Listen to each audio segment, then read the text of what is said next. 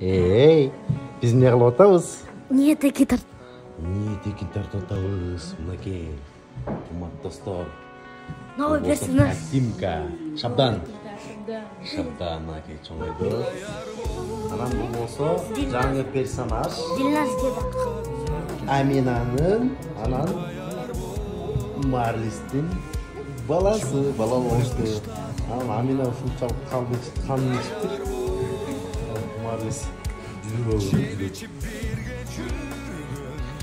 Телефон баласы.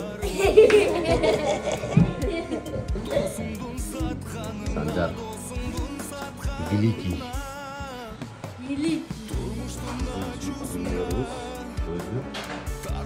Бул болсо силер жакшы көргөн Амина. Окей.